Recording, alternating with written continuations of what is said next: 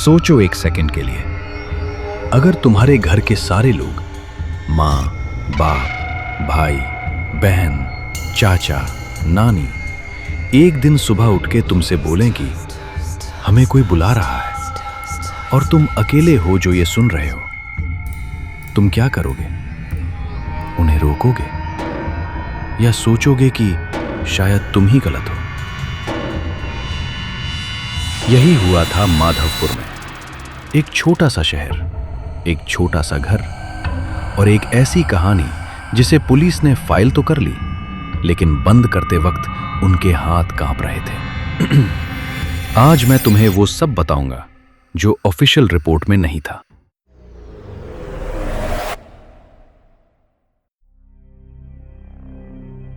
माधवपुर राजस्थान का एक ऐसा शहर जिसका नाम गूगल मैप्स पे भी मुश्किल से मिलता है। वहां एक शर्मा फैमिली रहती थी। 3 जनरेशंस एक ही छत के नीचे। दादाजी, उनकी बहू, 2 बेटे, 2 बेटियां, 3 पोते पोतियां, कुल 11 लोग। बाहर से देखने में नॉर्मल फैमिली, थोड़ा क्लोज निट, थोड़ा इंट्रोवर्ट। नेबर्स का कहना था कि ये लोग ज्यादा मिलते जुलते नहीं थे, महीनों से नहीं आए थे किसी शादी में, बाहर की दुनिया से जैसे धीरे धीरे कट हो रहे थे। लेकिन किसी ने नोटिस नहीं किया, क्योंकि माधवपुर में लोग अपने काम से काम रखते हैं। नवंबर का महीना था। रात 2 बजे मोहल्ले के कुछ लोग जाग रहे थे। कोई बीमार था, कोई पानी पीने उठा था। तब उन्होंने सुना एक आवाज पूरे घर से एक साथ, जैसे कोई एक ही स्क्रिप्ट बोल रहा हो। जब सुबह पुलिस आई तो घर का दरवाजा अंदर से बंद था। सब ठीक थे, जिंदा, लेकिन जो सीन था अंदर वो ठीक नहीं था। 11 लोग एक ही कमरे में, एक सर्कल में बैठे हुए, आंखें बंद। कोई रोता नहीं, कोई बोलता नहीं, बस बैठे हुए। जब पुलिस ने दरवाजा तोड़ा तो किसी ने हिल के देखा भी नहीं। अंदर की हवा अलग थी। ऑफिसर्स ने बाद में रिपोर्ट में लिखा, अनयूजुअल स्टिलनेस, मतलब वो साइलेंस जो सिर्फ खाली जगहों में होती है। वो घर खाली नहीं था फिर भी।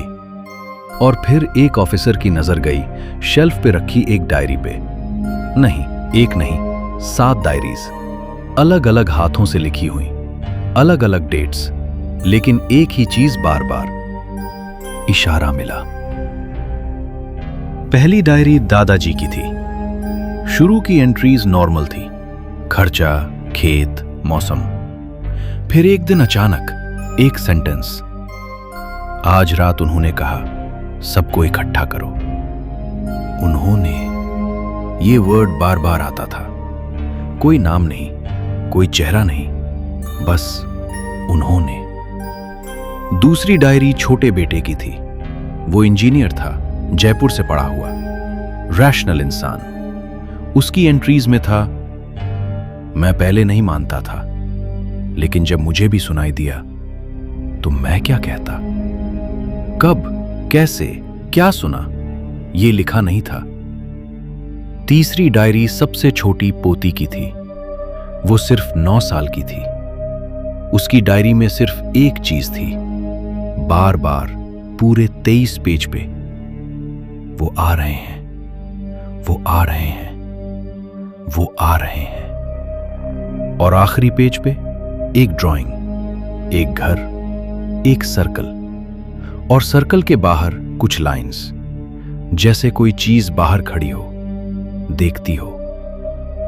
पुलिस ने वो ड्राइंग प्रेस को नहीं दिखाई, आज तक नहीं। मोहल्ले के 3 लोगों ने अलग अलग पुलिस को एक ही चीज बताई, बिना एक दूसरे से मिले। एक बूढ़ी औरत ने कहा, पिछले महीने से उस घर की रोशन खिड़की रात 3 बजे बंद होती थी, एग्जैक्टली 3 बजे। मैंने कैलेंडर पे नोट किया था, सोचा इलेक्ट्रिसिटी का इश्यू होगा। एक अधेड़ उम्र के आदमी ने कहा, एक रात मैं बाहर निकला था, उस घर के सामने से गुजरा। अंदर से आवाज आ रही थी, जैसे सब एक साथ कुछ पढ़ रहे हों।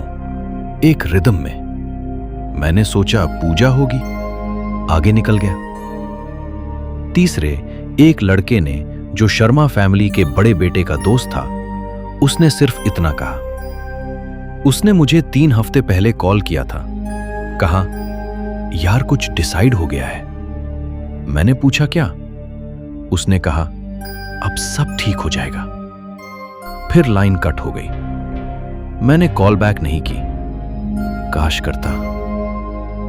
ये 3 बयान अलग अलग लोगों के थे, लेकिन एक चीज कॉमन थी। तीनों ने कहा कि उन्होंने कुछ फील किया था उस घर के पास, कोई चीज जो नॉर्मल नहीं थी, लेकिन किसी ने कुछ किया नहीं। क्यों? यह सवाल आज भी उलझा हुआ है। पुलिस ने जब फैमिली से पूछा तो सबने एक जैसी बात कही, वर्ड फॉर वर्ड, जैसे रिहर्स की हुई हो। हमने कोई गलत काम नहीं किया, हमने सिर्फ सुना, और जो सुनता है वो जाता है। जाता है कहां? साइकोलॉजिकल इवैल्यूएशन में जो चीज सबसे ज्यादा चौंकाई वो ये थी, फैमिली के 11 लोगों में से किसी को भी अपने एक्शंस का कोई गिल्ट नहीं था, कोई कंफ्यूजन नहीं, कोई डर नहीं। जैसे उन्हें पूरा यकीन था कि जो हो रहा है वो बिल्कुल सही है। एक साइकियाट्रिस्ट ने अपनी रिपोर्ट में लिखा, शेयर्ड डिलूजनल डिसऑर्डर या फोलिया फैमी, जिसमें एक डोमिनेंट पर्सनालिटी की बिलीफ्स धीरे धीरे पूरे ग्रुप में ट्रांसफर हो जाती हैं, ये उसका टेक्स्ट बुक केस हो सकता है। लेकिन जो मुझे समझ नहीं आया वो ये है, पहले इशारा किसने देखा? सबसे पहले कोई एक होगा, और वो एक शायद दादाजी। उनकी डेथ पहले ही हो चुकी थी, 4 महीने पहले। रुको, दादाजी 4 महीने पहले मर चुके थे, लेकिन फैमिली के लोगों का कहना था कि इशारा उन्हीं के जरिए आ रहा था। तो जो डायरीज में था, जो इंस्ट्रक्शंस थे, जो उन्होंने कहा था, वो कोई जिंदा इंसान नहीं था। फैमिली को मेडिकल सुपरविजन में रखा गया। केस मास साइकोसिस के एंगल से हैंडल किया गया। कोई क्राइम नहीं हुआ था टेक्निकली, तो कोई अरेस्ट नहीं, सिर्फ ट्रीटमेंट। घर सील कर दिया गया। लेकिन वो 7 डायरीज जो एविडेंस के तौर पे ली गई थी, उन्हें कभी कोर्ट में प्रेजेंट नहीं किया गया। आरटीआई फाइल की गई एक जर्नलिस्ट ने। जवाब आया, records not traceable।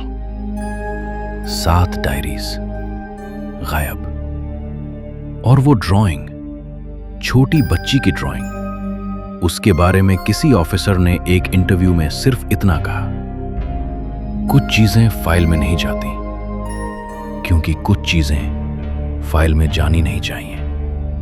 माधवपुर आज भी है, वो घर आज भी है, सील है लेकिन खड़ा है। और कहते हैं मोहल्ले के कुछ लोग कि रात 3 बजे उस घर की बंद खिड़की के पास कभी कभी एक हल्की सी रोशनी दिखती है। कैलेंडर पे नोट करो अगर जाना चाहते हो। तो सवाल ये नहीं है कि वो फैमिली पागल थी या नहीं। सवाल ये है, अगर एक बंदा किसी चीज में इतना स्ट्रांगली बिलीव करे कि वो बिलीफ दूसरों को भी दिखने लगे, सुनने लगे, फील करने लगे, तो वो चीज रियल है या नहीं? साइकोलॉजी कहती है नहीं, लेकिन वो 7 डायरीज कहती थीं हां। तुम डिसाइड करो। बस एक बात याद रखना, अगले वक्त जब तुम्हारे घर में सब एक जैसी बात करने लगे, एक जैसी आवाज सुनने लगे, एक जैसी नींद ना आई रात के बाद, पहले पूछो, पहले किसने सुना? और अगर जवाब न मिले तो दरवाजा मत खोलो।